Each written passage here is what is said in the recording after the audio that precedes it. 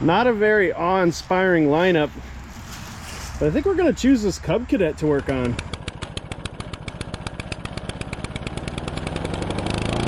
Hi everybody, my name's Kyle. The channel's called Kyle by the Creek. And yeah, we have one of these shaft drive Cub Cadets. This is actually kind of a big tractor. It's a 2186. Might not look like it on film, but it's got the bigger front tires, bigger rear tires. Rear tires are just smoked as far as tread goes, but do we care about that? I don't know. We'll find out. I mean, kind of decent shape. And I do know what's wrong with this one. It's a V-twin Kohler Command 18, and it has one of the coil wires has been chewed through. So now I haven't ever heard it run, but I bought this from the repair company near me. They diagnosed it, said it's a coil wire, even showed me the coil wire. Maybe I have it around here somewhere, and gave the customer a price, and they said no thank you. So that's how I got it. I think I bought this for $250. I know, but it is like complete and decent looking, and I do know what's wrong with it, and it has a triple bagger. So there are some reasons why I do the things I do. But I know it's not pretty. It's not that desirable of a machine, and it does have very high hours, like 1300 or something. It's got one of these hour meters. You don't even need the key on. Yeah, 1351. Yikes. But it is shaft drive, and some people like that. So let's see if we can get it to fire off. That'd be nice. So I'll have to get my jump pack out because the battery's dead. Let's see if it runs. All right, my dad's getting his jumper because mine was dead. But we're gonna jump the battery. Off camera, I checked the oil. There was absolutely no oil in it, which is a very terrible sign, guys. And there is lots of mess down in there. So I'm wondering if, you know, like there's a seal on this engine that's blown, or a gasket, or something bad. I have some bad feelings about this engine. Anyway, we're gonna fire it up. It does have oil now in it. It's got gas. It should run on one cylinder. So let's give it a try.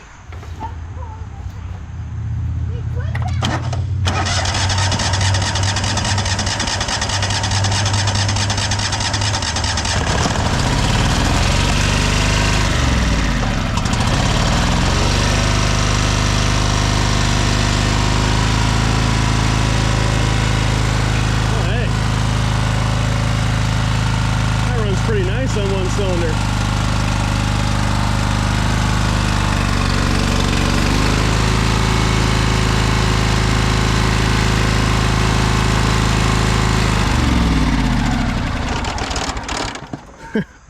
Needs the jumper on it though. Oh, we'll try it again.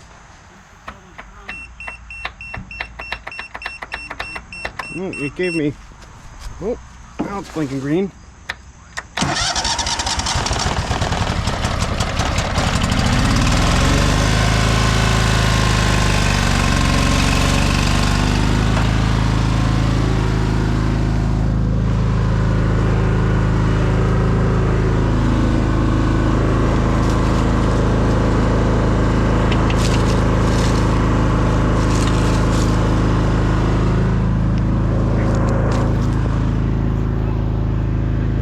Good girl, Carmen.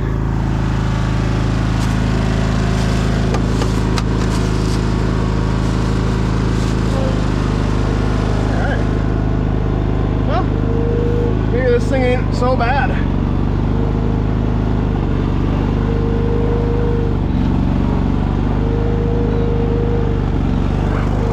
Running on one cylinder. That's how I bought it.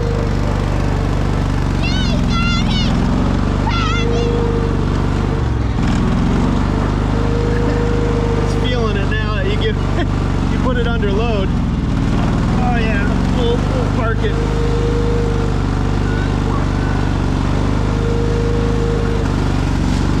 Let's see if it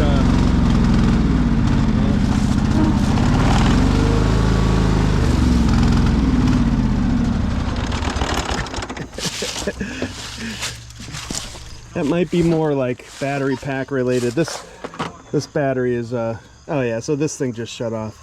So it needs some voltage.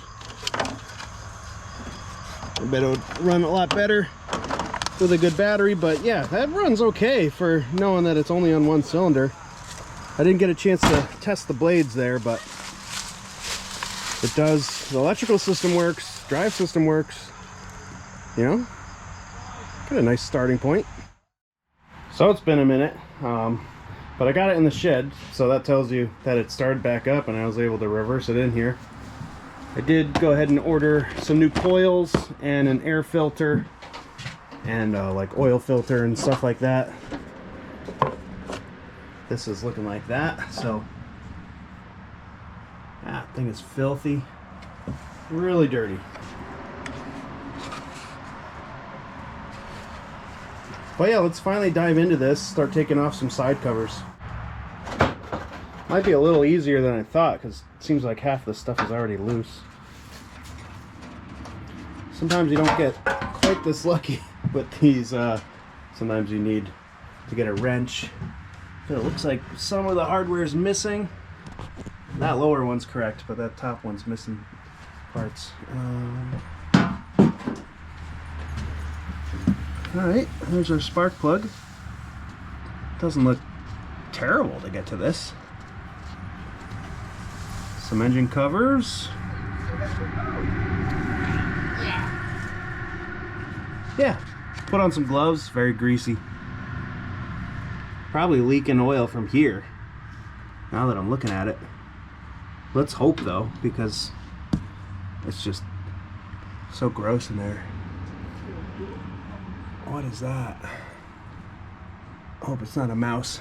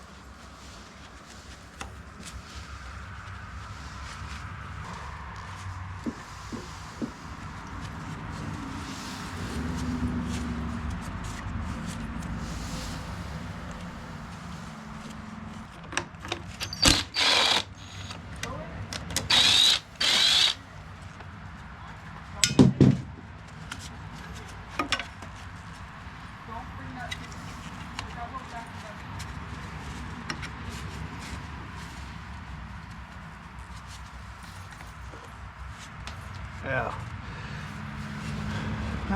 I mean, I really don't need to be barking up this tree to get the coil out, but to get the mouse nest out, I don't know if you guys can see in there. This is just really gross and packed. Look at all this.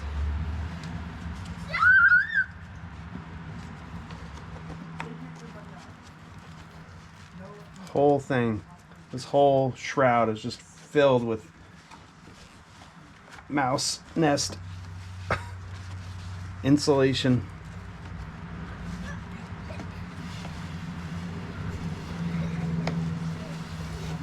Look at that.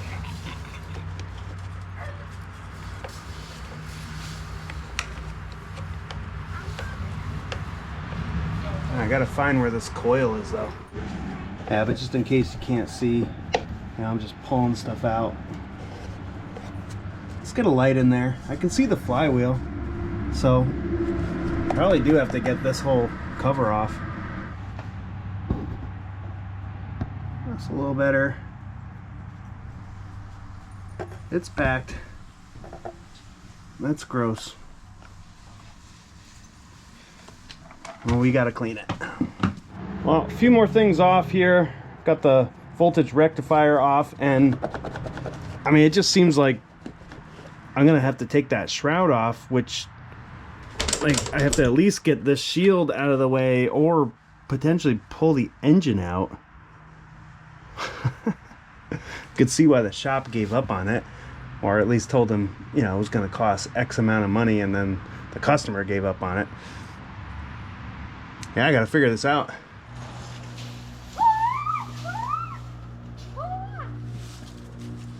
It's leaf pile season. And just finished watching a video of someone doing the same job on their zero turn.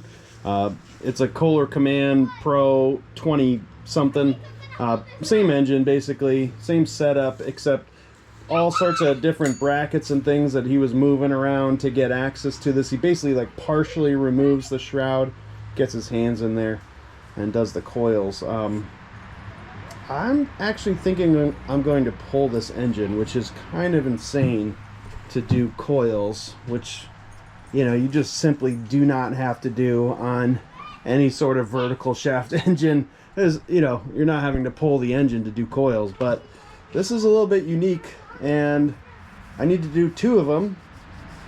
I mean, there's one that's bad, the other one runs, but I have 2 coils, so I'm definitely going to do both. And it honestly seems easier to remove the engine, so I think that's what I'm going to do. Okay, in here, I'm hoping those 4 bolts on the shaft are removable and do the trick. Like I'm hoping that the shaft becomes disconnected from the engine there, and then I think removing the engine should be pretty easy. And in that way, like, installing it should be pretty easy. A lot easier than like bending things out of the way, you know. I don't know, it's kind of an annoying job doing that. Not removing an engine is pretty annoying too, but it would give me an opportunity to clean up this frame to have the engine out of here. So I think since that needs to be done, I'm going to do that. Oh, wow. Yeah, well, you got her riled up.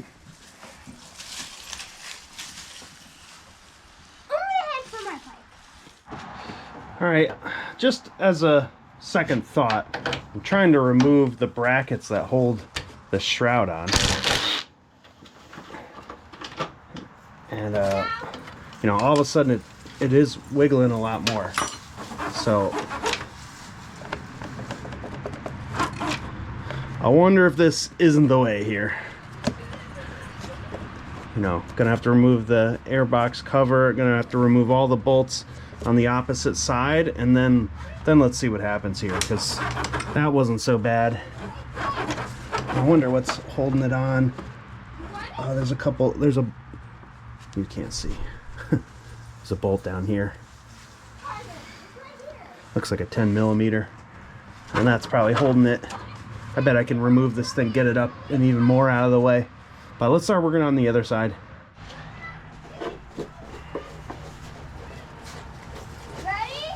And this is easy enough, and it's got to come off. See, I already did the bracket on this side. So we just have like these 5/16. It's just a couple of them.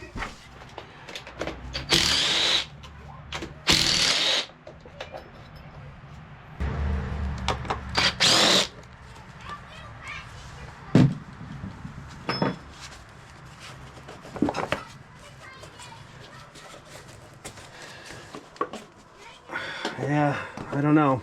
Maybe I will be jamming my hand in here. It's awfully close.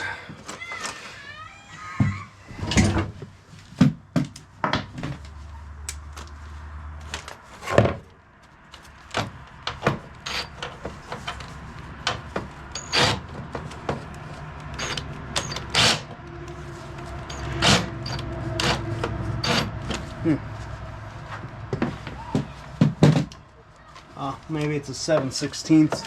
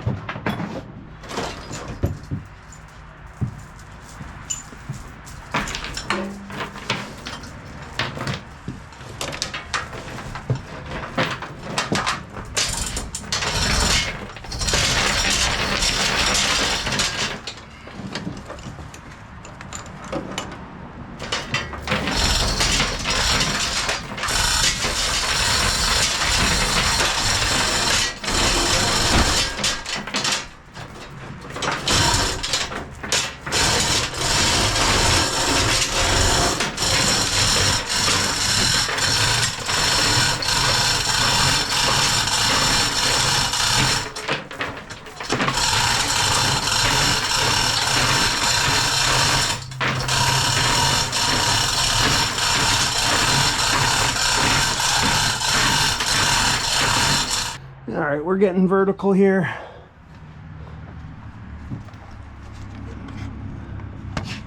Yeah, I don't see any bolts.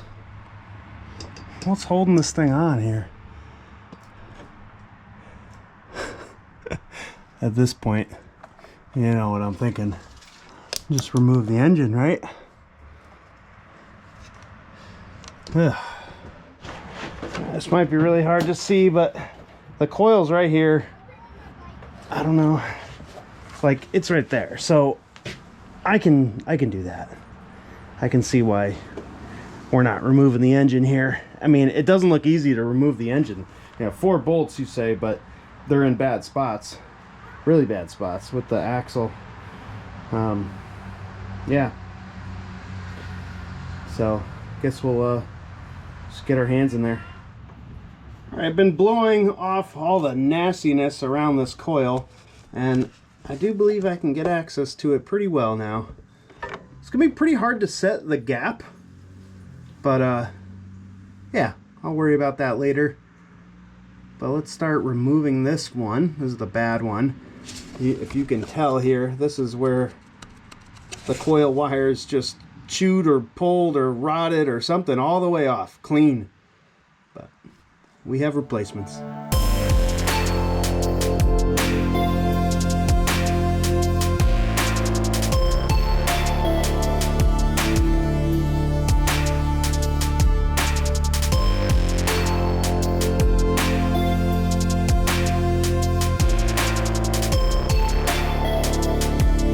I have to admit, this is way better than removing the engine. So it is possible, just not comfortable, but that's okay. Got it out. Probably just gonna start on the other side just to get both of them out.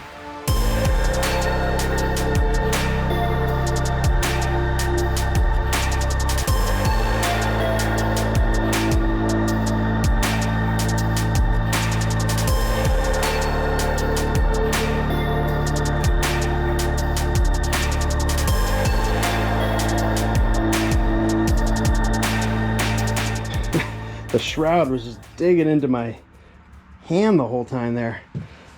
Oh, that kind of hurt. All right, you saw in the time lapse, I hope we got both of them out. Well, let's hope and pray we have the right replacement coils here. They look good.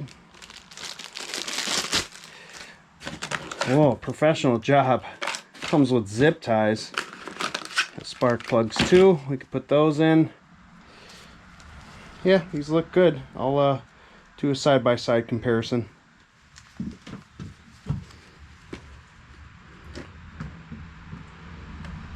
Yeah, similar. Ground tabs on the other side. You know, this stuff looks a little different. The length looks the same for the most part.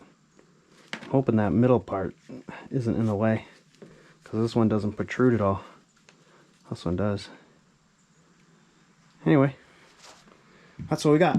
So if you thought removal was difficult, wait till you try installation. So I'm going to use blue painter's tape. It's actually 3 thick, so I doubled it over, 2 sticky sides together. Then I just did 1 more, just so it's, I don't know, I don't want to go back in there. So I definitely want it far enough away from the flywheel where we're not having any interference. So I'm going to put that in like that. Then I'm just going to jam my hands in there and try to get some of these bolts to start threading. That's what we're going to do.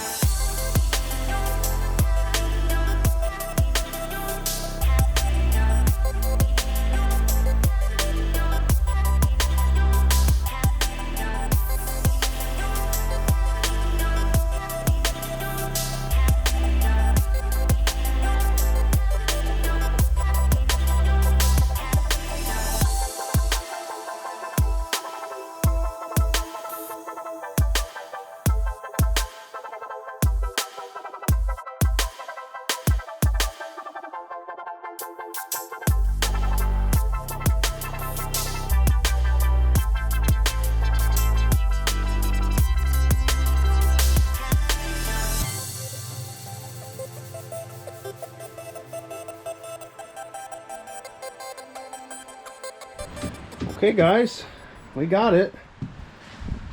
2 new coils installed. I think I'm just going to take the time now to do the spark plugs, and then gotta start putting this shroud back on, and the hardest part might be the voltage rectifier over here. Should probably try to clean out as much of this mouse nest as I can. It's really not a mouse, well, it is, but it's just a mess. Lots of grass, and this is just a downright terrible design.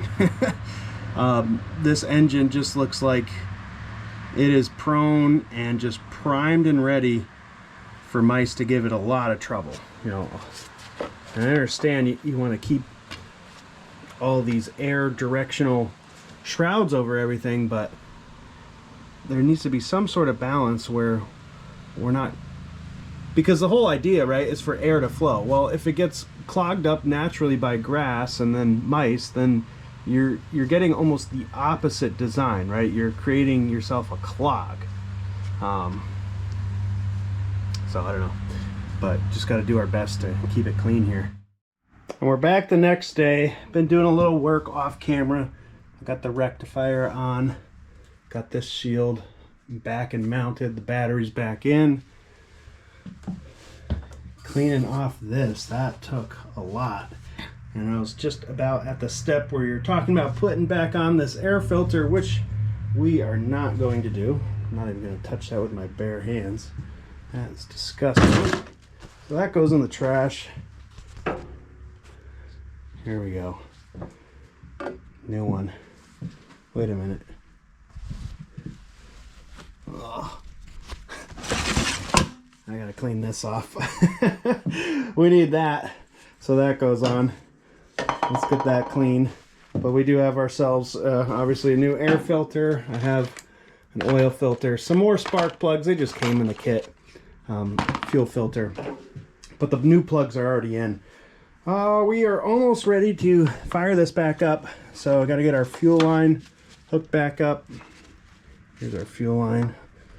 We'll get that clamp on in just a second. But yeah, I'll leave the side covers off because we obviously need to take a peek at this engine while it's running and look for oil leaks. I'm pretty sure it's just that drain plug. I don't really see anything else that's looking too alarming. But this thing, it was never cleaned once. I mean, you could just tell it's one of those engines. It's just, you know, it's just covered in everything. It's just so greasy and grassy. So yeah, but about ready to see how this thing runs on 2 cylinders. I have to say it ran pretty good on one. But I have not yet engaged the blades, and I was waiting to do that when we had 2 cylinders running. So yeah, let's finish this up and then we'll try to start it.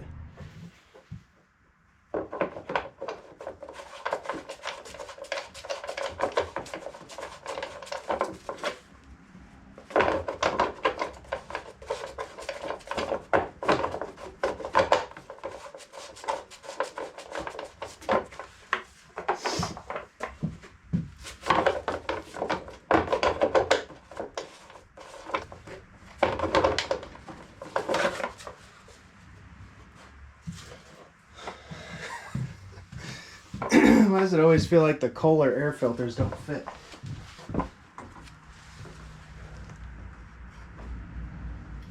Well, maybe you'll believe it, or maybe you won't, but I've been doing this on basically every Kohler lately.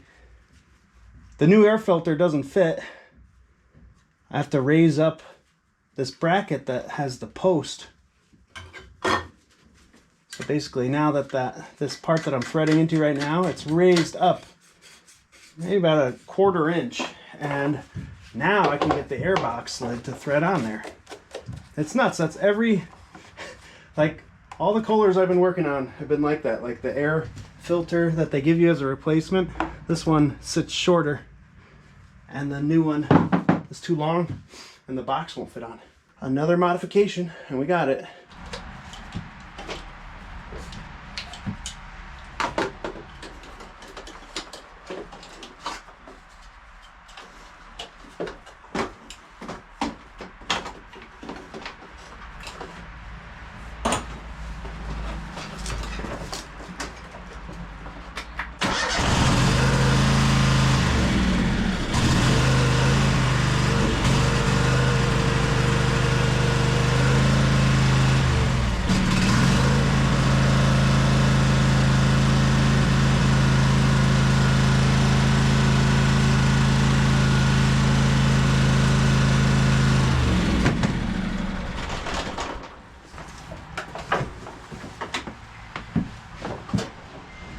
Seems like we need a little bit of voltage on the battery to run.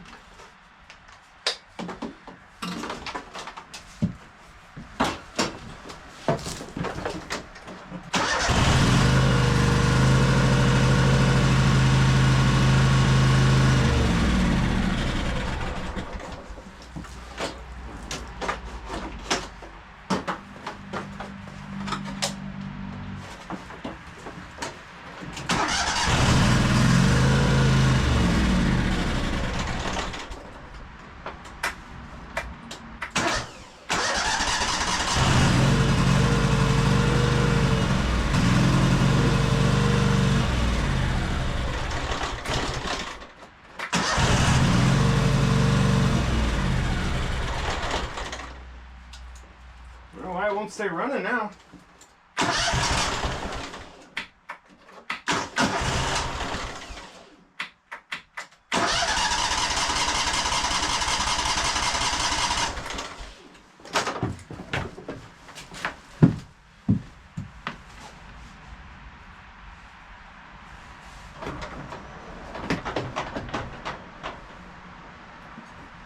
Some gas in the tank.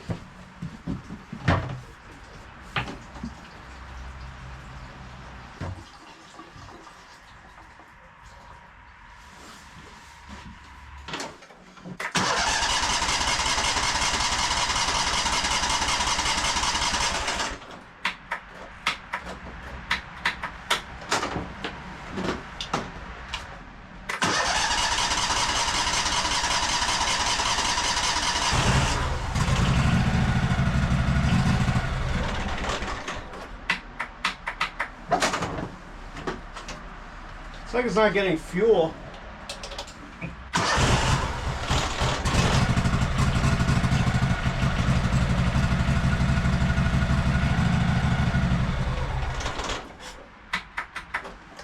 Pretty strange.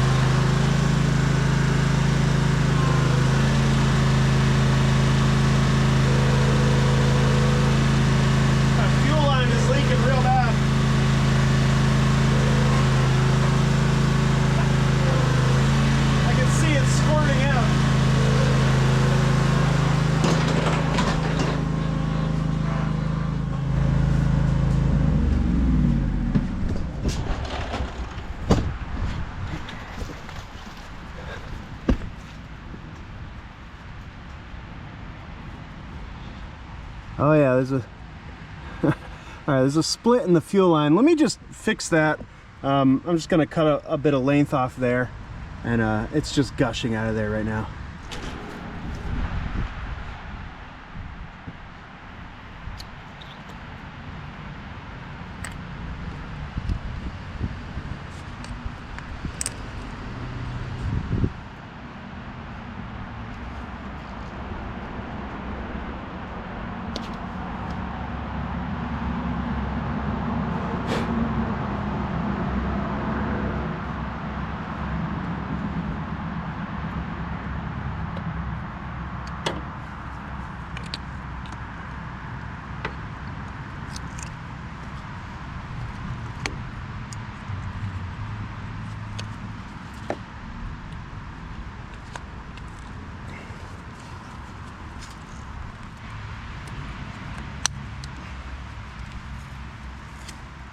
It's really gross.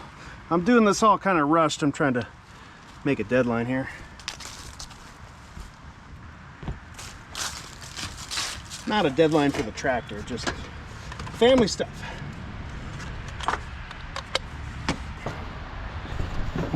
Let's give this another try.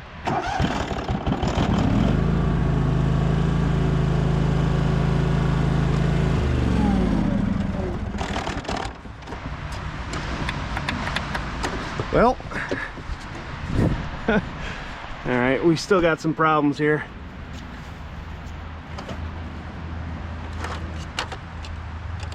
Give that one more try right now, but I might be done for the day.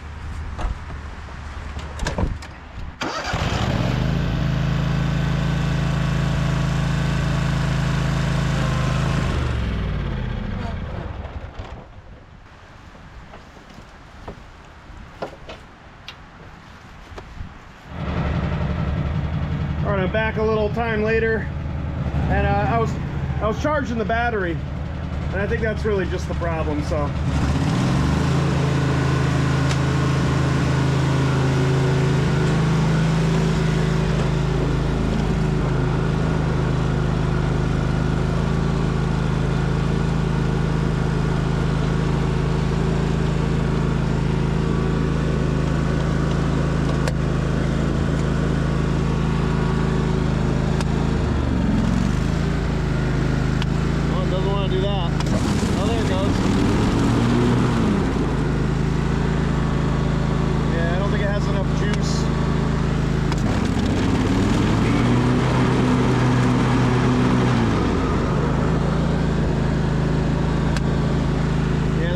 Keep shutting off.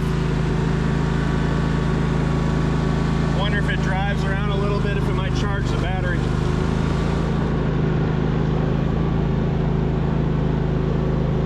Seems to drive well though.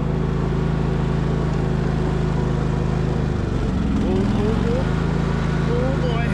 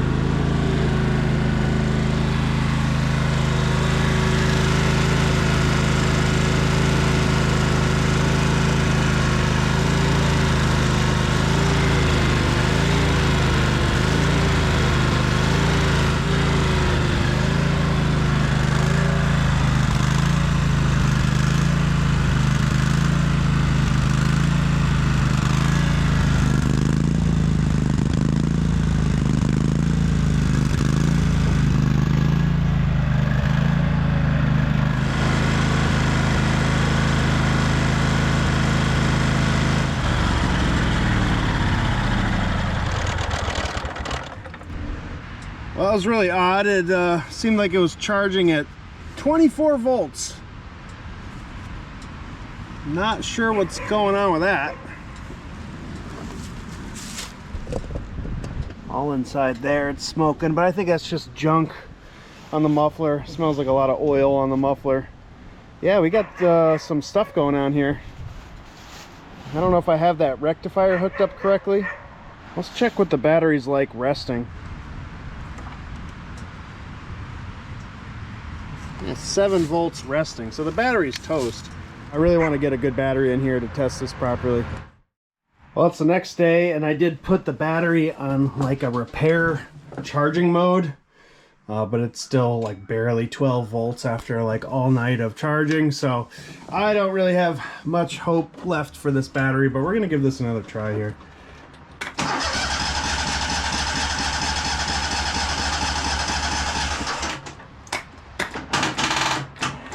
Yeah, that's like the battery on its own without the jump packs on, but and of course last time it stalled out in a funny way. I'm just worried this thing isn't getting fuel anymore.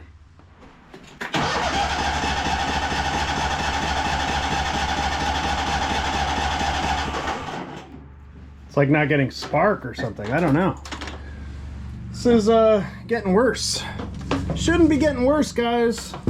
Supposed to be getting better. Let's see if we have spark. Yep, we got spark.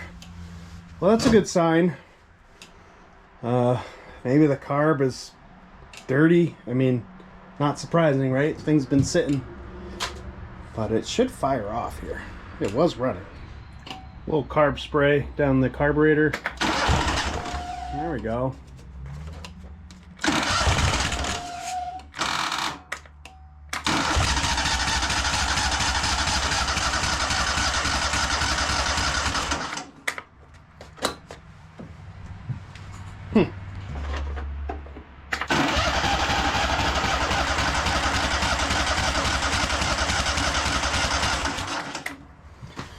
Why are we not getting fuel now?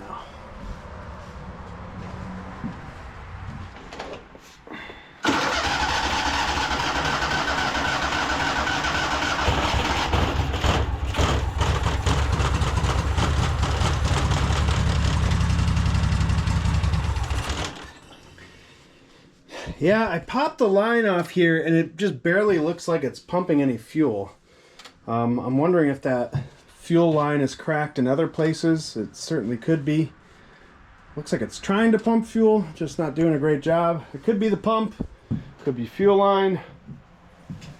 It's kind of frustrating because we do have it running on 2 cylinders. I was able to confirm that on one of the times I was running. I popped off the spark plug boots and yeah, I need a new battery.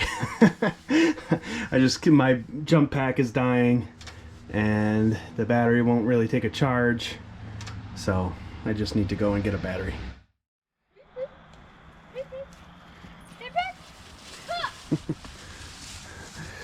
Well, it's the next evening and yeah, I have the tractor turned around here. That's because yesterday after dinner with the family I came back out to the shed, tried a few things, and I figured it out.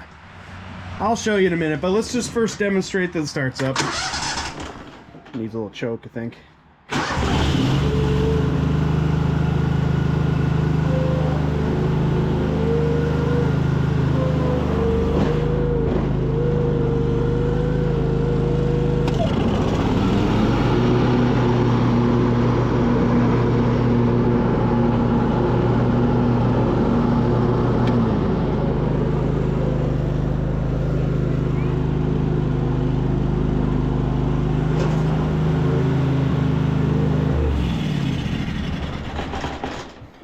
Alright, so it runs great now. Mows really well too. Yeah, so yesterday evening I did some mowing and I really like the way this thing cuts. It mows very strong. It's pretty nice to ride with these big tires. Feels pretty comfortable. So I think I have a new plan for this thing. It's going to be to use it. Not forever. I'm going to sell this thing eventually, but I think to use it for the fall, to really use it to mow my lawn, which desperately needs to be mowed. And I got to take care of all the leaves that have come down already. It's like October 20 something, and yeah, I haven't done much yard work, but I think this thing's going to need a lot more work to be ready for resale. I think I even want rear tires for this thing. Whoever owned this last had these really inflated and did a lot of turns in their driveway and wore out their rubber. The deck probably needs to be repainted and even patched a little bit with some welding. Few little cracks in it, and it needs a power wash so bad. So it's gonna be hard to get all that done in time for someone to want this before snow hits the ground. So I think in the meantime we will use it. Let me show you what I did to fix this, or what was wrong with it. And it did have to do with that leaky fuel line and that fuel filter that I did replace. Try my best to show you guys what was going on here. So this valve cover, let me take it off and I'll show you why. Well, there's a fuel pump on top of it, which you can see.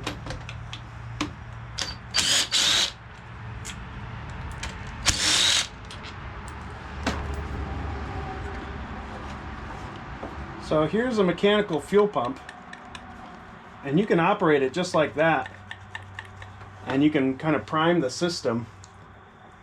Not too hard. So I'm going to pop off the fuel line that goes out of the pump and goes right to the carburetor. And there's fuel in it, so we're going to spill a little bit here. So basically what I did was I took the fuel line off. Actually, I first tried to pump from here, and of course I can get it to squirt because I'm pushing down on this, and it's already primed. But we lost prime when the fuel line was split south of the fuel filter. And so I just took this line off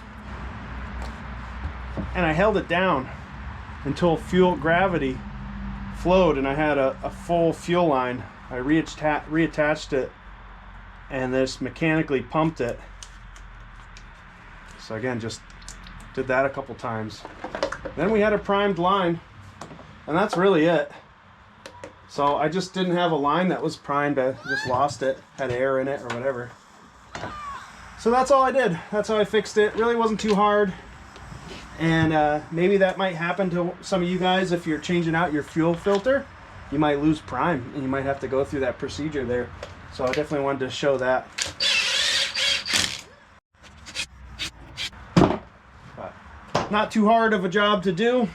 Let me get the air filter on there and get this all buttoned back up. There we go. Everything's all complete, minus the side covers. And I did charge the battery overnight. As you can tell, it's starting up much more easily now. So that's actually a different battery than the one I started with. But I found that in the shed and it was halfway decent. You can see big cut in there. But yeah, let's fire this up again and maybe I'll do a little bit more mowing. If you can see, my house has a new roof and new siding and a big pile of aluminum over here. Here's my old siding. And we're gonna scrap all this.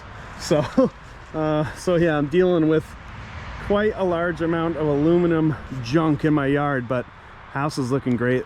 And that's been tying up a lot of my time, even though I didn't do the work. Just sort of monitoring all that and managing it all has been quite time consuming. But for the most part, that project's done. I'm actually looking to redo the shed. Definitely a new roof and definitely siding that will match the house. And I have to do some brainstorming about the doors, but hopefully we'll replace those doors and this thing will be looking a little better. Not really change anything as far as usefulness, but it's getting a little dingy, wouldn't you say? A little beat up. All right, anyway, back to what I was talking about. We have a little bit of daylight left. Let's do a bit of mowing here.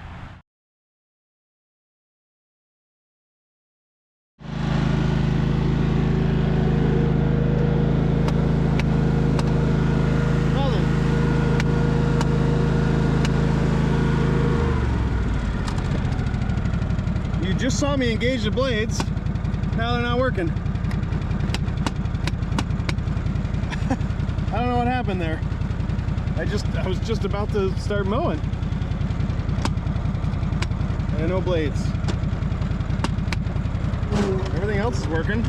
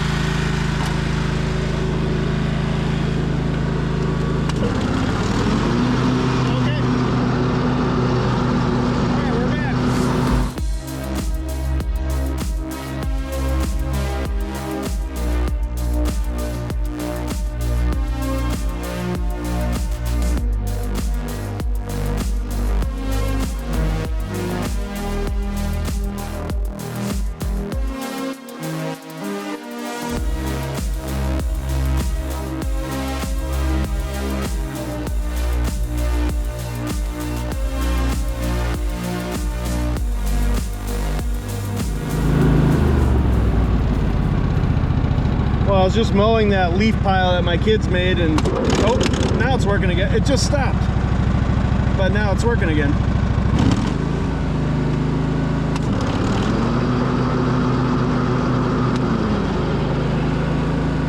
Well, the camera is flickering a little bit here, so I might finish up mowing just a little bit over there.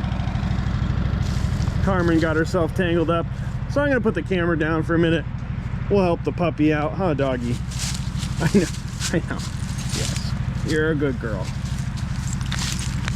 We'll do a little bit more mowing here, and obviously we're gonna have to keep our eye on that PTO and some other things. Oh, there goes the camera. Well, that didn't take me too long. This is just a couple seconds later. I figured out what was wrong with it.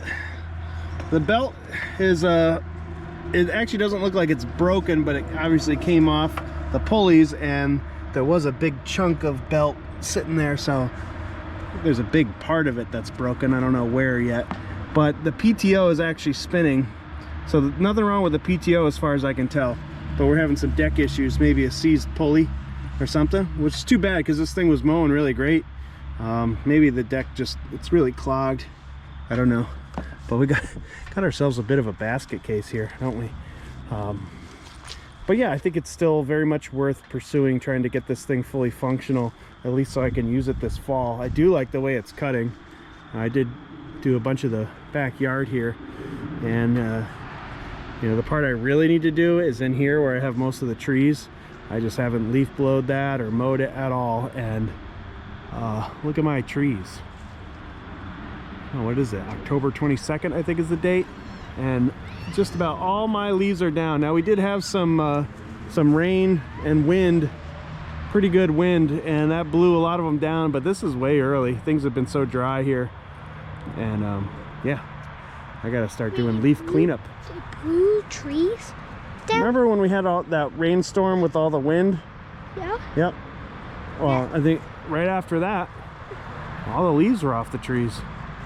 So a little bit over there, there's still some, but it's cleanup time.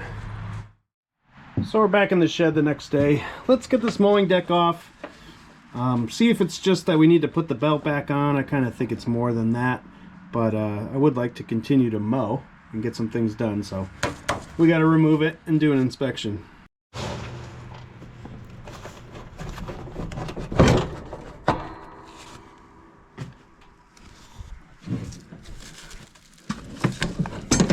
Looks like that front connection was already off.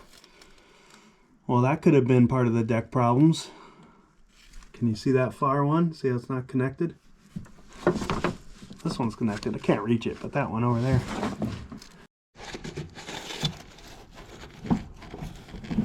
Ooh. These are hard to move sometimes.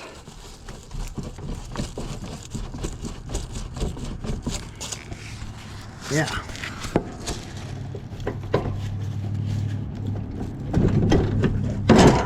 Ooh, spring loaded. There we go. Probably could have done that first. Get this belt off.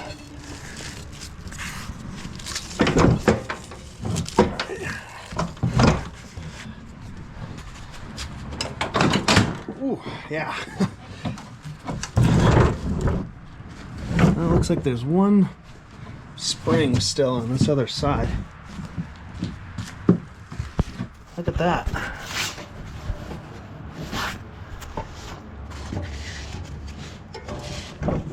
Boy, how am I supposed to get that back on? That's interesting. It's connected to up here.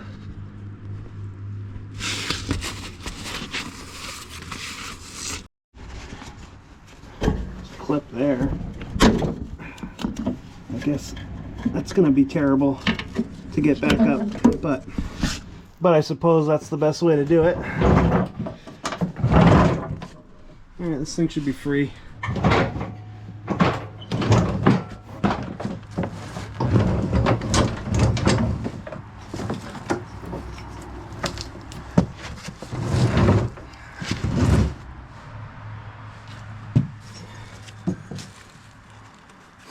There's a chunk of belt missing.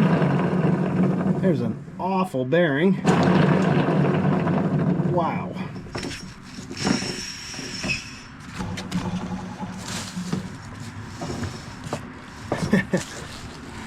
Look what's left of that belt.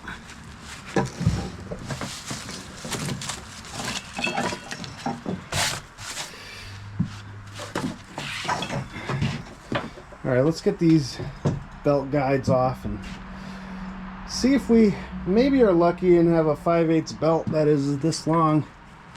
Or is that a 1/2 inch? Yeah, it's a 1/2 inch belt. Yeah, maybe we'll get lucky since it's 1/2 inch. Get more of those.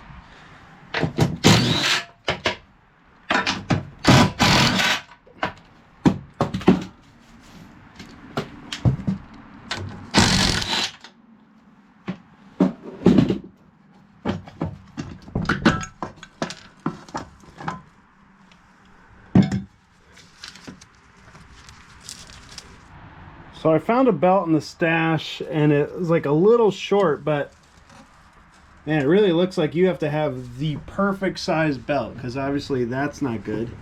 If I loosen this thing to about there, again, my belt is too short, so this kind of makes sense, but like the window of where that clears is like the difference. Like the belt has to be the perfect size, unless it's supposed to go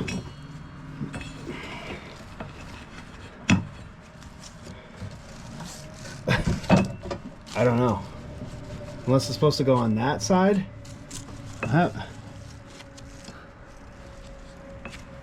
really can't tell. This thing is odd, but I believe I have the orientation right. These are all on the flat side. Actually, this one isn't. Maybe I have this wrong somehow.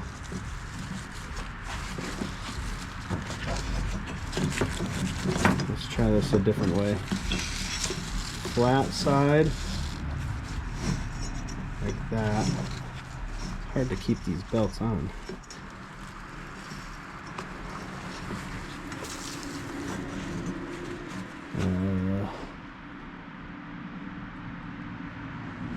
I don't know. I don't know. Maybe I gotta look up a diagram. I can't quite figure it out. Alright, I found a new way to do it. So basically, to avoid all of those tight spots, which I really wonder if someone had this belt on wrong. This belt is definitely a little too tight, because if you do the tension to here, yeah, actually it's hitting there. But this is bent. Yeah, we're getting some interference there. With a less tight belt, it would probably sit like that perfectly. It's like, it's almost good as is, you know, it's almost tight enough just like that. Which is not correct. Yeah, I wish I had a little bit longer belt, because I'd like to just get some mowing done with this right now, but alright, I think I gotta purchase the correct belt really to make this work.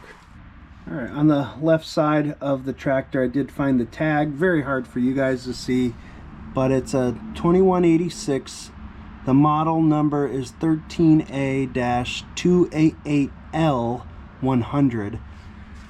There is other types of 2186, and those are GT Cub Cadets. This is not a GT, and I found out it's a 44-inch mowing deck. So here's the mowing deck diagram. The next page actually gives you the pulleys and the belt. So this is a 44-inch deck, kind of odd. Part number 30, and the number is 7543039. It's a 1/2 inch V belt, 103 inches long. 103 inches long, 1/2 inch belt. The drive belt, which or the belt coming off the PTO, I'll probably buy that too. That part number is 7543068. It's a V belt. Says B section. I don't know what that means. Probably a thicker belt, probably a 5/8 belt, but anyways, it's 110.6 inches long. So I'll have to get a pulley too, or rebuild that idler. So I might look up that part too, and we'll just order what needs to be replaced here. And that pulley is Cub Cadet part 756 $3005. So that's pretty cheap. That's gonna be this guy here, and I'll replace that too. Well, I just blew off all the debris off the deck. This is a day or two later. We got the main drive belt coming off the PTO. That arrived, and our idler arrived, but I'm still waiting on the mowing deck belt. But I could get some repair work done in the meantime. I did even get some Cub Cadet like aftermarket paint that might match decently. I got 2 cans of that. We have some welding we need to do, and here, I'll show you this part. This piece of metal is all bent up. I was thinking of just cutting that off with a cutoff wheel, and then maybe using that metal to patch the underside of this deck. Yeah. But that's the only patch job I need to do. I could straighten out this piece, I guess. Blades will need to be sharpened, but underneath looks pretty good. So yeah, let's start with cutting off this little bent piece of metal. Instead of trying to straighten that out, I'm just going to cut it off.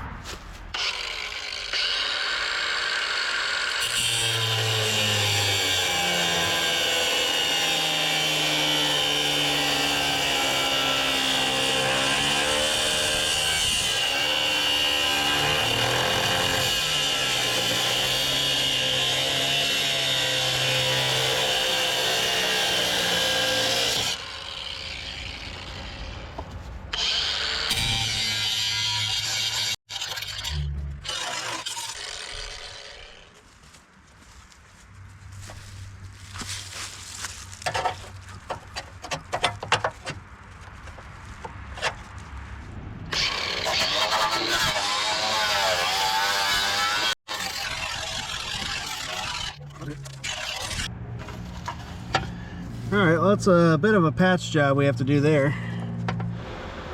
Yeah, I got the little welder out. I keep it in a Tupperware bucket like that. Makes it really easy to just throw it up on the shelf. Put my helmet, my gloves, everything in the bucket, and just drag the bucket out. It's almost like having it on a cart. So, have a little, well, pretty big piece of steel here. We'll use that to cover up that big spot. And then I've been bending this to shape. I think that will work to cover that. Something like this. I'll set you up and time lapse this.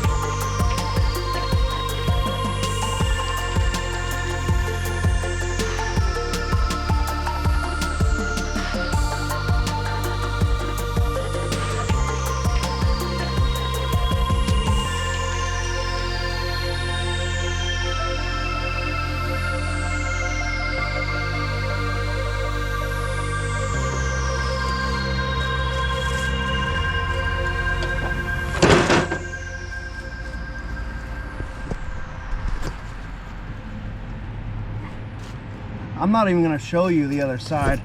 I mean, it's such terrible welding. And anyone knows what I'm doing here. You're welding onto the most flimsy, rotted out pieces of metal here. There's no way this is going to go well. But I'm going to bang that into shape. I'm going to probably put some Bondo on it. I know people think that's really weird when I use it, but... And I'm going to paint it. So I think that's going to work just fine.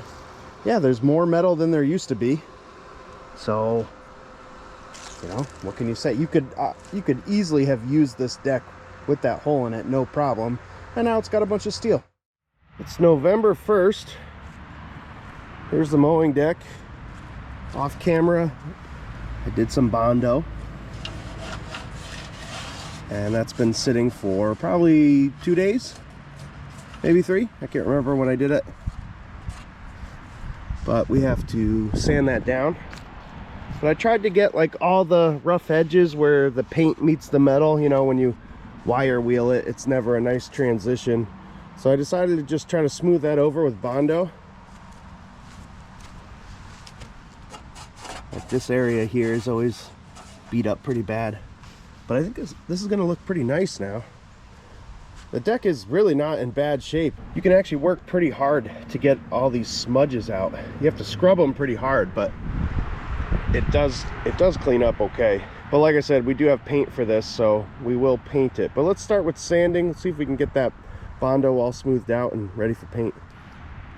We'll try this flapper disc first. If this is a little bit too much, I do have one of those non-woven abrasive wheels. We could try that too.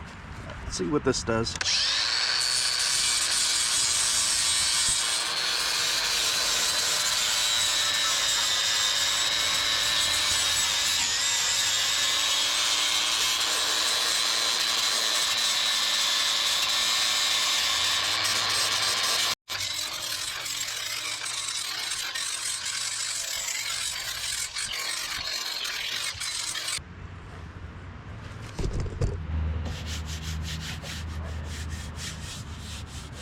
Coming out okay. Probably need to hand sand that just a little bit too. All right, let me get the rest of this. You don't need to watch all this. And we're in the shed to get out of the wind. I have all the Bondo sanded down. I dusted off the mowing deck, degreased it again, removed a bunch of pulleys. So I got rid of the 3 main pulleys, taped off the bearings there, taped off this tension idler, removed the stationary idler, the one that we're going to replace. That was easy to remove, just taped off the double stacks over there. So I think this is going to come out pretty good. Obviously some yellow is going to get on the bolts. These are completely covered by the belt guides. This one is a bit exposed and it might look a little sloppy when it's done. There's a lot of spots of this that are going to look sloppy when it's done. You know, you have to kind of remove all of this stuff if you want it to come out really nice. I'm not doing that. That's in the back, kind of underneath the tractor. You're not really going to see it. So yeah, let me show you the paint from Tractor Supply, this Magic brand. It's Cub Cadet yellow. Got 2 cans of it. All right, let's get busy. Make this thing a lot nicer.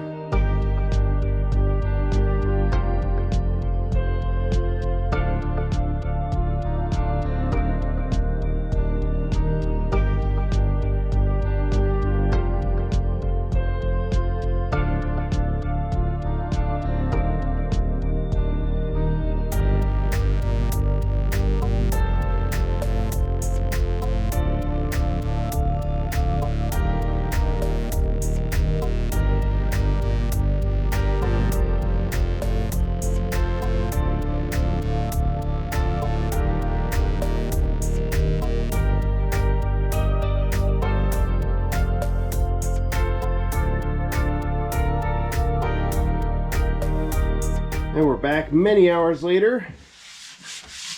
And it's completely dry now. A little tacky in some places. But we're going to give it a second coat.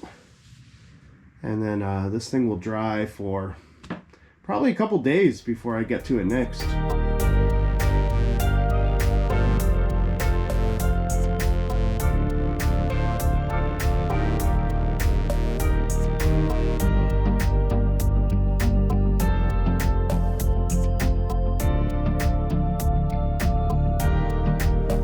Again, it's the next day. I was just getting a little work done off camera.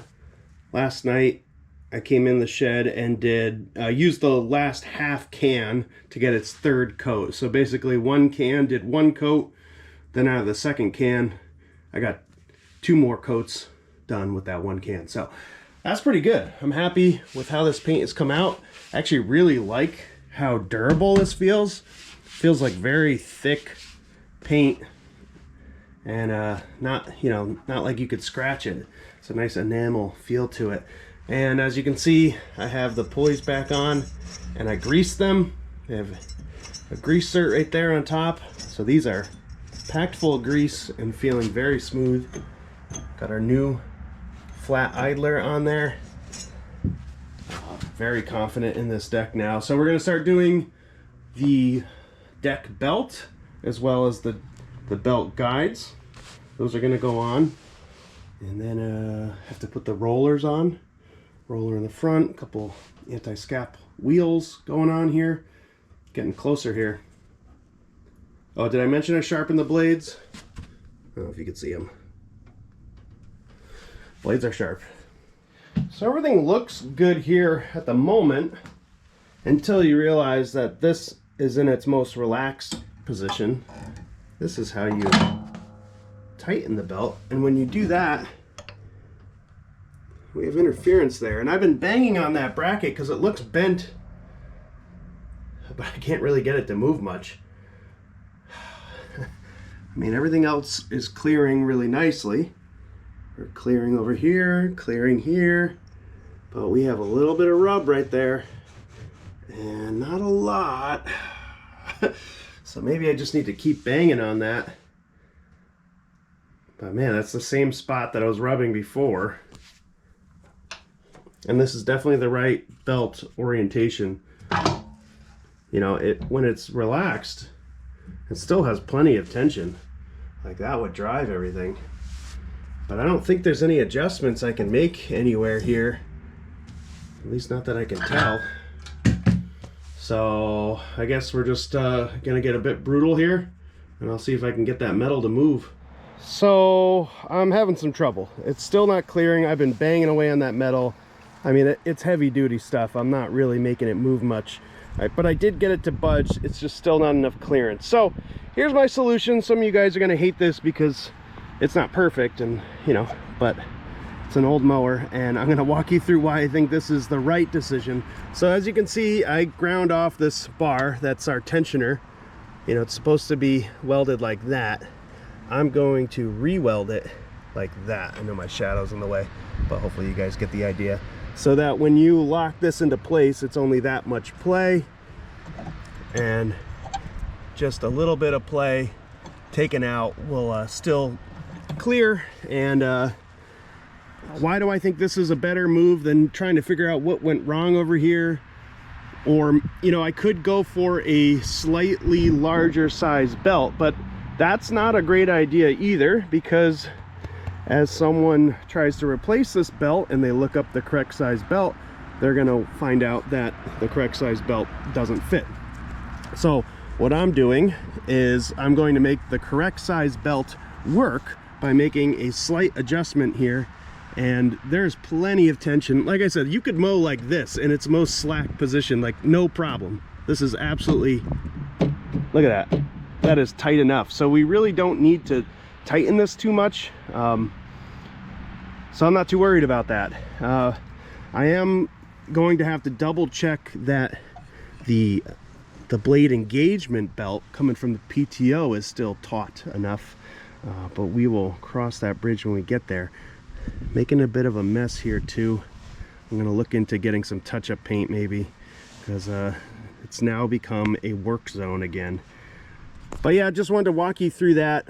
I'm gonna weld on there a much less aggressive angle, and let's see where that gets me.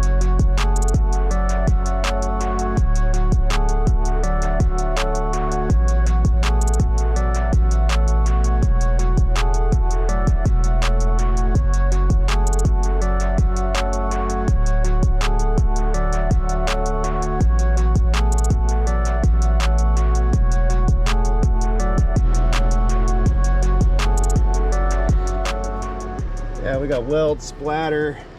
It's all looking like a mess now, but I like the angle now, so hopefully that's going to do us.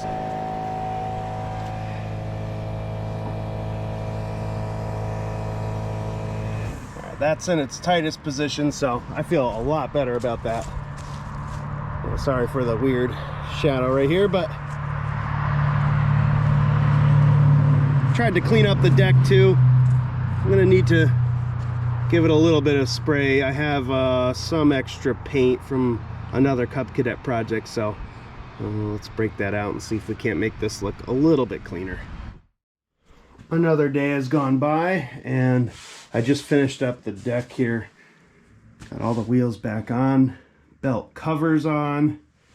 Everything's looking very nice and the paint is dry, even better than before. It's definitely all the way cured now. So I could put the deck on, but something else came in the mail. Yep, so these seem like they're gonna fight me, but I think I'm gonna try to put on these tires right now and get this deck mounted. I think I just have to change the oil and then this thing is done. Something like that. I'm gonna clean it up. We're getting there. And I have a feeling this is gonna take a little bit more time than I would like, but gotta get after it. So let's take a look at these tires. This rear left tire isn't so bad, but it's really this one here. I don't know how much that's coming through on camera, but that's just, this stripe is just completely worn down.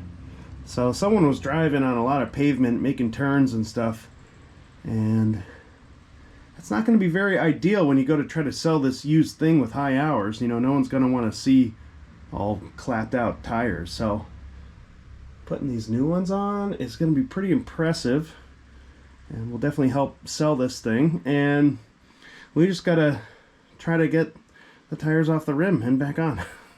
Shouldn't be too hard, right?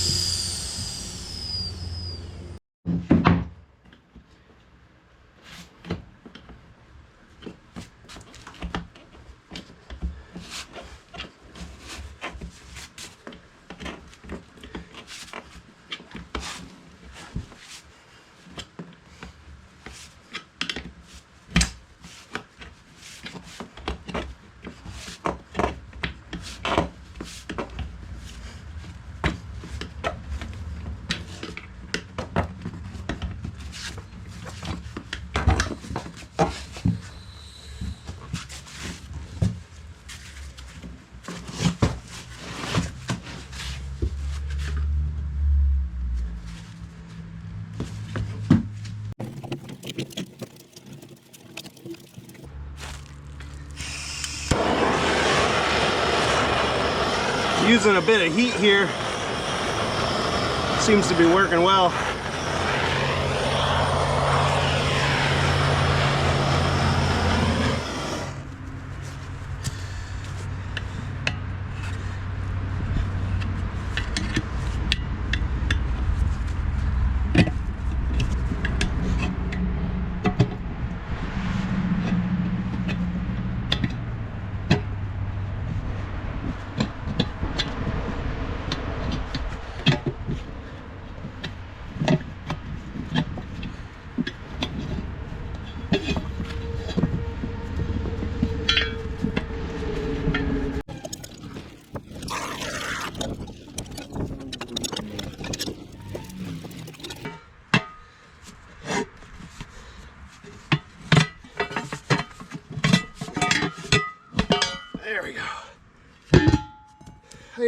not that bad.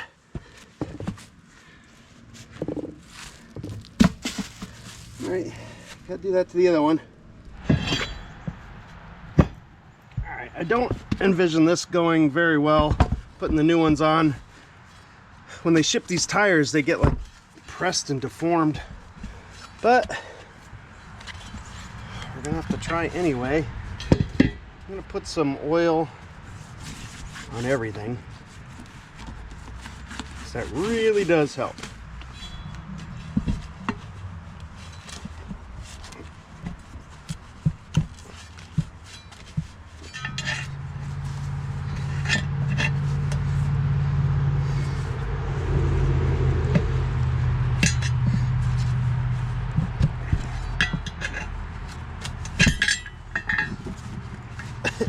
Minus the screwdriver. See if I can get that out. All right.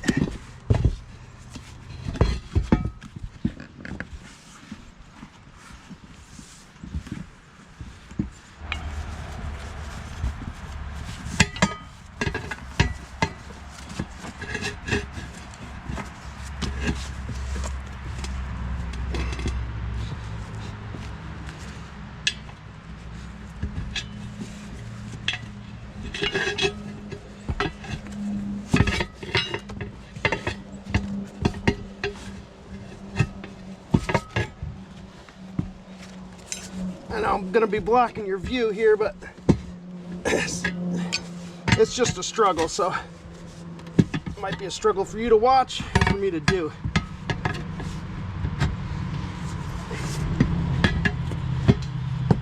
Tell you what though, we're getting there. That's great. What are the chances that's gonna inflate?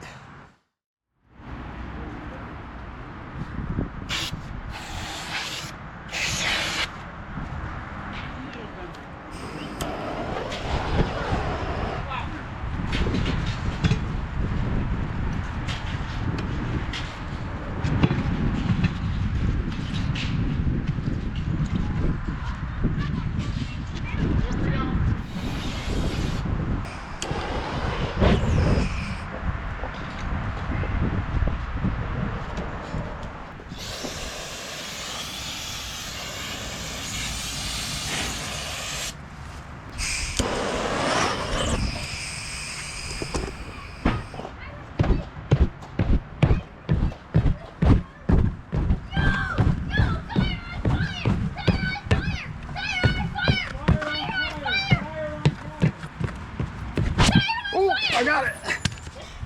Oh, it's set. Right then.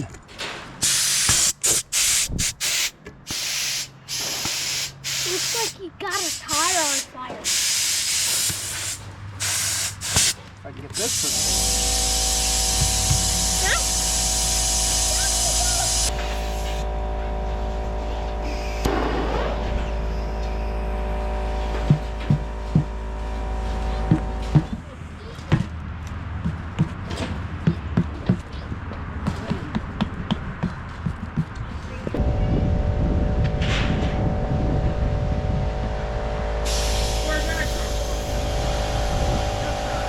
Oh, I think I got it.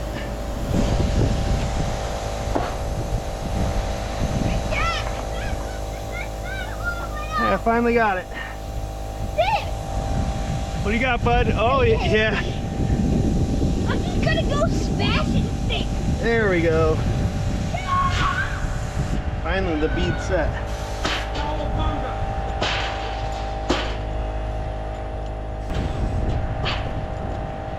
We got it. That was not easy. It took me, not that I worked on it straight, but it took me 2 days.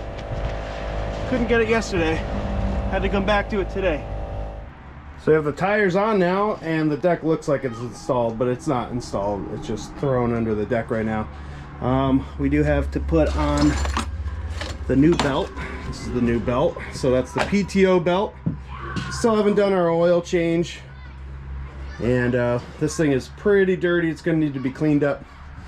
First little glance at the color match though. Oh, it looks pretty good on the GoPro. This is definitely a different color though. I don't know if you could tell. looks fine. It's passable. It's just it's not a perfect match. It's all good though. We're proceeding from here. A little hard to tell how the belt goes from your angle, but there's two guide pulleys on the front, and the belt has to go on those too, and then it snakes underneath and goes to our double stack pulley there. So I'm gonna do that off camera. Shouldn't be too hard. The only thing I want to double check on when this is all said and done is, does the PTO belt have the correct tension? Because we did mess just slightly with that tensioner rod. So we'll see. I just found out I had the rims on backwards. So before, there was no clearance here for this doohickey that holds that spring. The tire was rubbing against that, and then I realized, oh, I probably have these on backwards. All right, we have everything connected. Looks good too. This is pretty tight, but I think we'll be okay. Let's go see how it does.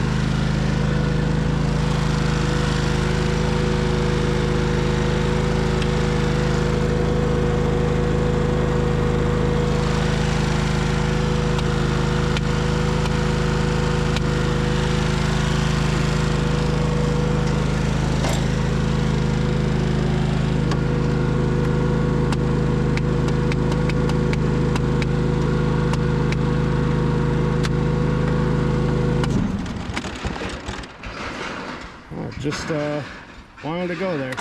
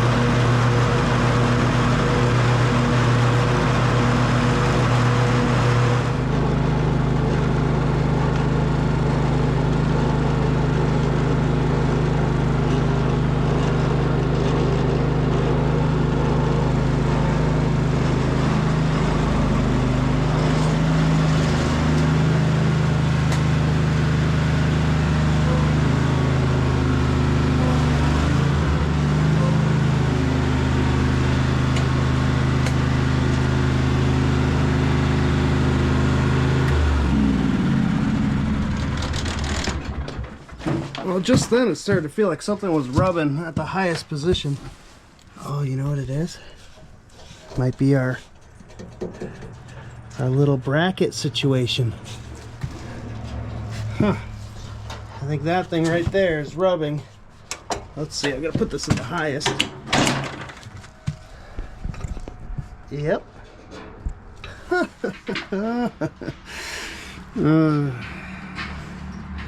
Alright, we might need to figure out something there.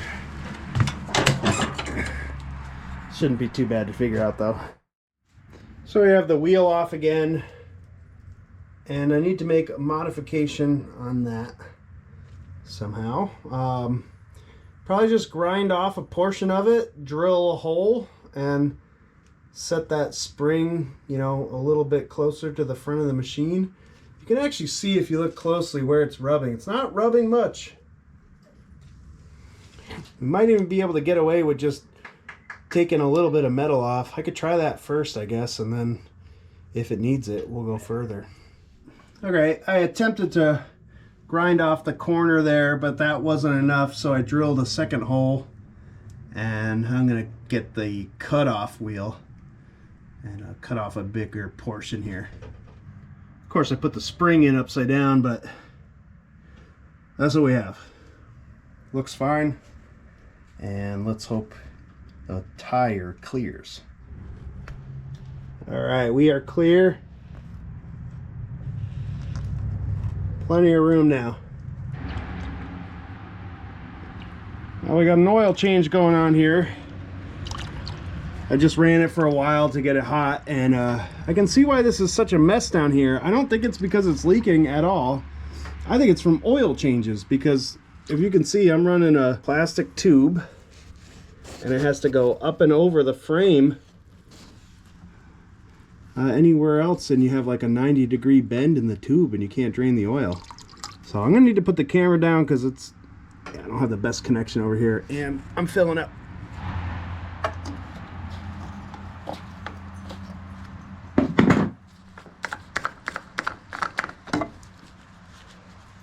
Our new filter.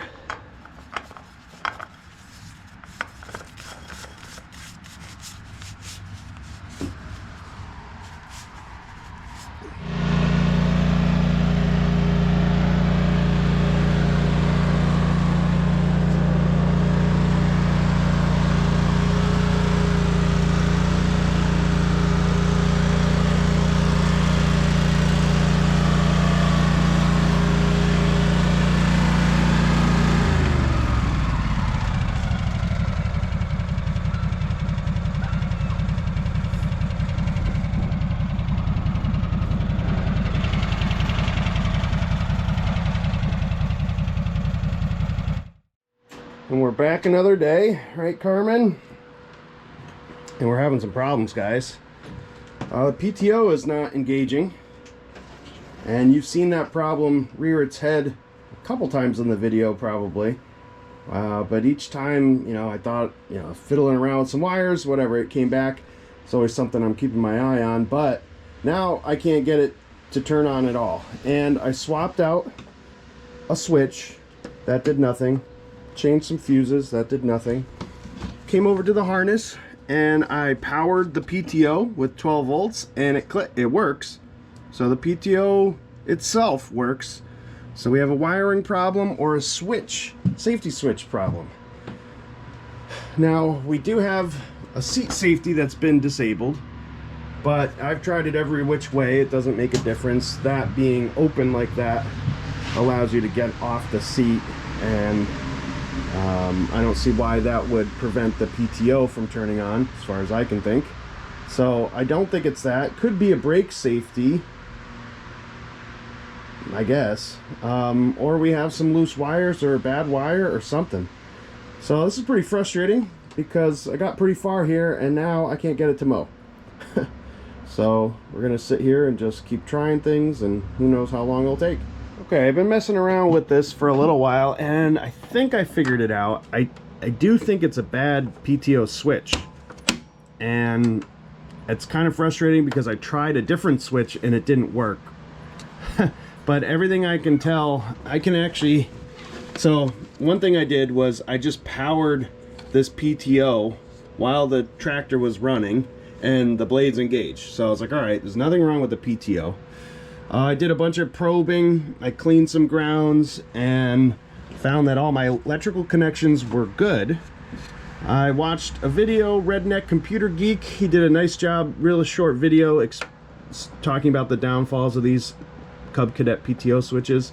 He suggested taking the yellow wire out of it, which is all your safeties. I did that. That didn't work. And then he said take the green and blue wires, and those you could put a toggle switch between and connect those, and that will bypass the switch. And so that's basically what's working right now. Even if I turn the key to electric on,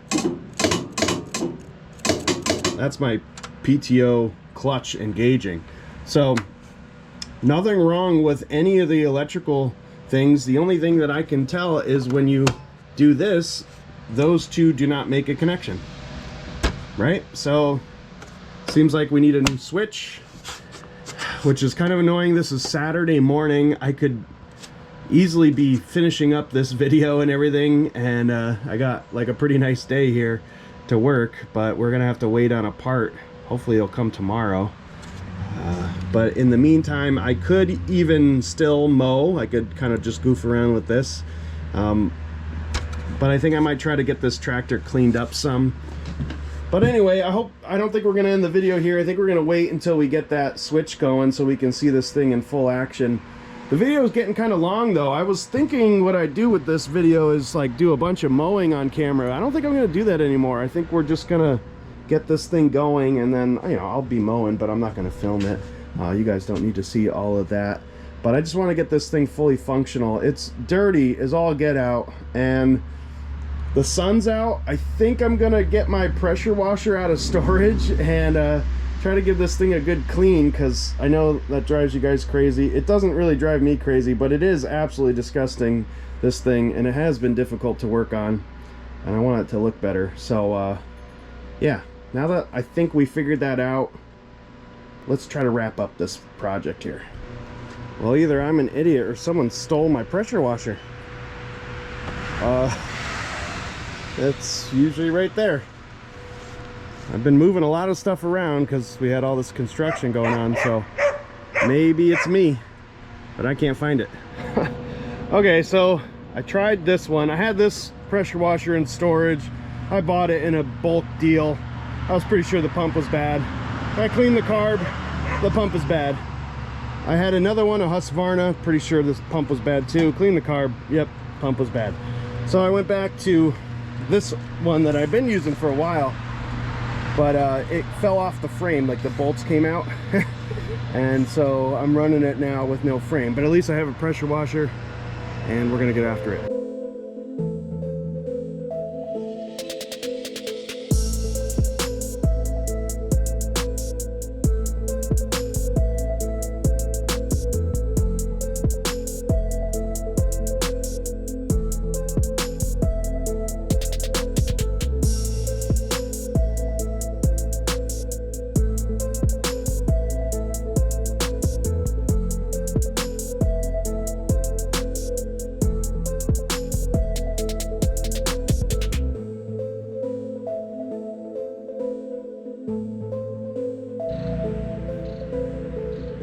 Well, that's about as clean as I can get it. That was a lot of power washing. And now my clothes are soaked. But at least we got a nice warm day here. Sun is out. It feels like early fall. So this should dry up. I'll probably have to wipe it down though. The deck got pretty dirty there. Couple days later here, and I was waiting for that PTO switch to come in. I polished her up. Got it all detailed. Pretty much all the grease cleaned up. I wiped it down with some automatic transmission fluid just to pick up the dust and everything. And I'll show you. I used like an interior car detailer. I've used it before. I'll show you. So this spray away stuff, this is pretty nice for like the black plastic. You know, it's supposed to be like no wiping. You just spray it on. So I use that, and yeah, like things like the seat come out amazing, the steering wheel, the dash, foot treads, all this sort of stuff. Grass deflector, it all comes out really nice. And then for the yellow and everything, just wiping it down with a rag with a little bit of oil on it. So yeah, it's been sitting here. I've been running it a little bit because I fixed the PTO switch. So not that I fixed it, I bought another one. So we have ourselves a new switch and it works. So I was really glad about that because it means I diagnosed this correctly. I could have done some crazy things like spliced wires or put in my own toggle switch here. I could have easily done that, but I don't like the way that looks. I mean, when you go to sell something, you're like, oh yeah, and by the way, it has a toggle switch that I installed. People are going to be like, yeah, no thanks. Sounds like an electrical mess. So I don't think that's a good idea for selling it. It was a great idea for diagnosing, or if you have your own machine and you want to do something like that. But this will be somebody else's machine. And of course we want it to be as stock as possible. There we go, hood. All right, so let me show you here. I used two switches. So this was the original switch on the Cub Cadet. This was one that I got off of a different Cub Cadet, a 100 series, or yeah, 1000 series, whatever they call it. And they come with these brackets that make it absolutely impossible almost to uninstall. You can see all the scratches on it. That's from me prying off this bracket. I understand why they use those. It's so that you can't pull the whole switch out when you're engaging the blades, you know, because the switch, the entire life is you pulling up against it. They don't want it to pop out. I'll tell you though, I did not install this on mine, and I could barely fit the switch itself into the hole. I mean, there's absolutely no way that thing is coming out without like 2 flathead screwdrivers, you know, a lot of busted knuckles, and some loud noises as you're trying to get it out, let alone having that metal plate in there. I mean, there's just no way. So I think that was overkill, makes it impossible to get that switch out. So I had to do that on the parts machine down by the creek, and it turns out that that switch is broken too. So this was part of the challenge, was I was working with 2 broken switches, which I guess makes sense. They kind of go bad a lot.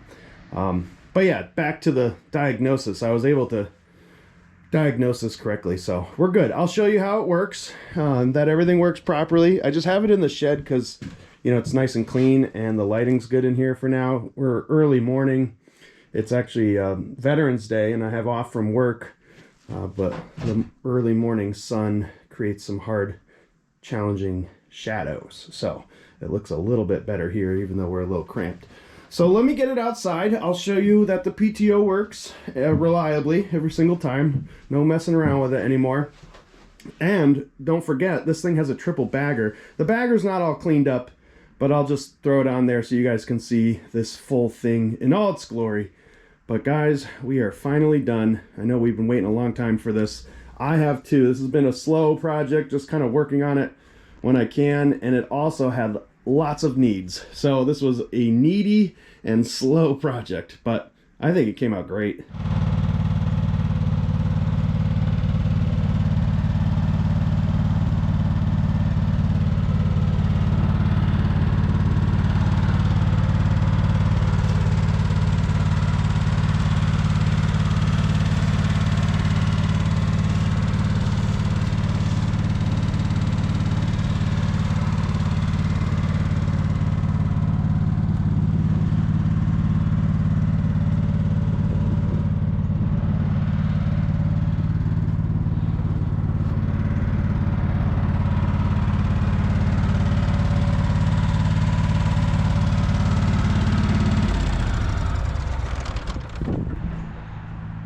Yeah, I told you the lighting's a little rough out here in the early morning. You got the glare.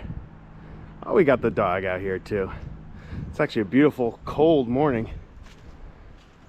So there it is. Bagger is in nice shape. The tube hooks up perfectly. At first, when I got this thing a while back, I thought this ring was missing. You have this rubber sealing ring, but it was actually in one of the bags. So just reinstalled it. Thought I might have to go dig through parts for that. But man, look at this thing. I'm pretty happy with this. What are some other things I might have done? I added some hardware here to keep these side panels on. You didn't see me do that. But now everything's like really secure. Before it was missing those top wing nuts there. But yeah, with the PTO switch, I'm trying to think of some of the stuff I did off camera. I don't know. Maybe you've seen everything. All right, so now I'm thinking of staging it for some photos. I might try to throw it up on Facebook Marketplace. The only reason I'm thinking of that is because just this morning someone was reaching out about some unfinished mowers that I posted for sale. I posted 2 Toros that are like real cheap. I call them backup mowers on the posting, you know, just to see if someone wanted something to run over some leaves hard or something like that. But someone's reaching out about those, so maybe I'll put this nice thing on and I don't know, it probably won't sell, not for the price I'm gonna ask for it. But what do you guys think? What would you list this for? You know, I know some people are gonna say like over 1,000, but yeah, I don't think it would go for that. You know, probably like 800.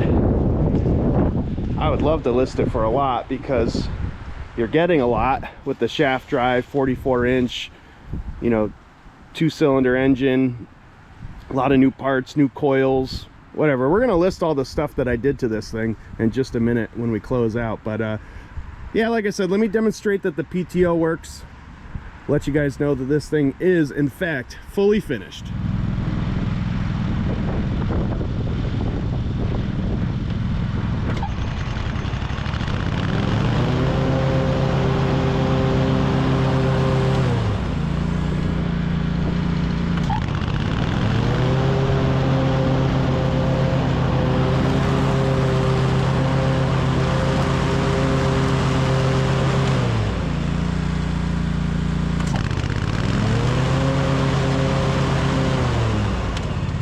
Well, as you can see, this machine is fully functional, so I think the only thing left to do is actually wrap up the video.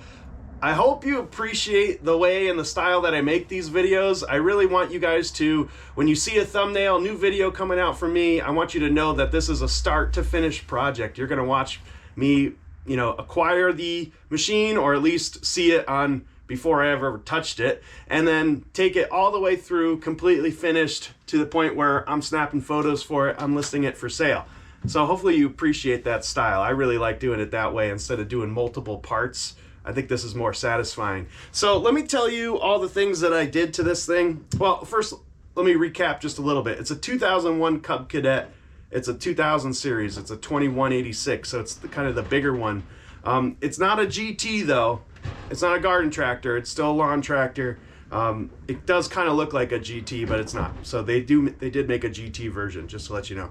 So it has an 18 horsepower horizontal shaft Kohler command on it. It's the CV18 style. It's got a 44-inch mowing deck, kind of a weird size.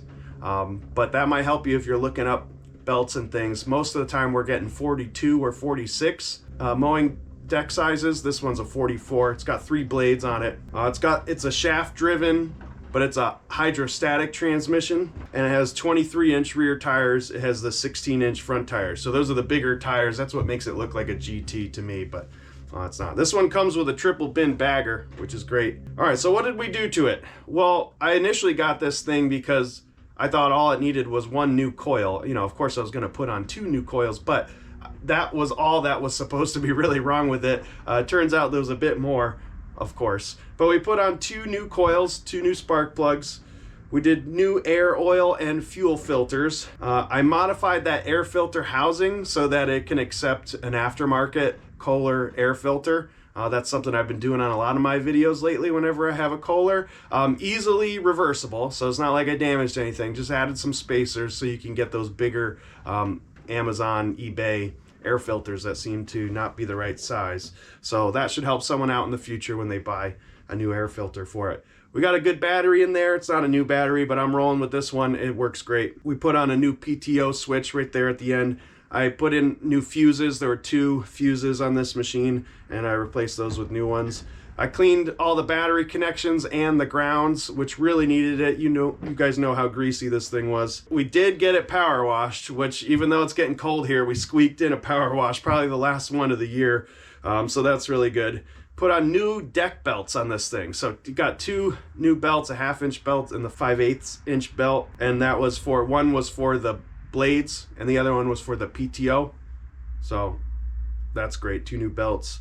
We welded the mowing deck. I repainted the mowing deck. I modified that belt tensioner so that it'll accept the OEM deck belt size, which, something happened to this deck. It got a little bit damaged and bent and, was no longer able to work with the OEM belt size. So I think that was a really important fix. Again, I always want someone to be able to, best I can. I know sometimes I can't always do this. You guys have seen videos where I make modifications where, you're not going to be able to use the OEM parts anymore. I mean, it's a used tractor. This sort of happens. But I'm really happy with this one that, someone can buy an OEM belt size and slap it on this mowing deck and it's going to fit correctly now. So that was an important modification, I believe. We put on a new flat idler pulley. That one needed it because it had a lot of bearing noise. I greased all the spindles. I put on new rear tires. That's not something I normally do. But this thing is really pretty sweet. Of course, we did an oil change and you didn't see it, but I topped off the transmission fluid on the back real easy. There's a dipstick. You could check the level about as easy as anything, and I just topped it off. It didn't really need much, but I just put a little bit in there. Fixed the light bulb connections. When I first got it, the lights didn't work. And then cleaned and polished this thing. So what do you think? That's a lot of work. And, I can't always charge for my work. So I know a lot of people would be like, oh, this is like a $2,000 machine. Look at all the work you did. Yeah, that doesn't matter. No one cares about that. They really don't. When they're buying it, they want to know how many hours. Well, it's got what? It has 1,353 hours on it. So that's pretty high, and that's really what people want to know. They want to know how much this thing has been used and abused. And it's true. It's really high. But these things can run great. Kohler Commands are a really nice engine, and if you keep oil in it and change the oil and change the filter and, do the whole thing like we did, like clean out the mouse nest and grass, disgusting oil mess in it, you can keep these things going for a long time. So it is a 2-cylinder engine, and it can take more hours than a single cylinder, especially with this, I would say with this style, the Kohler Command, which is a really good engine. So, I don't know. Is it going to be appealing to someone? I think it is. I think people like the old Cub Cadets. This isn't real old, but 2001 or whatever. But that's a well-made machine with real metal and things like that.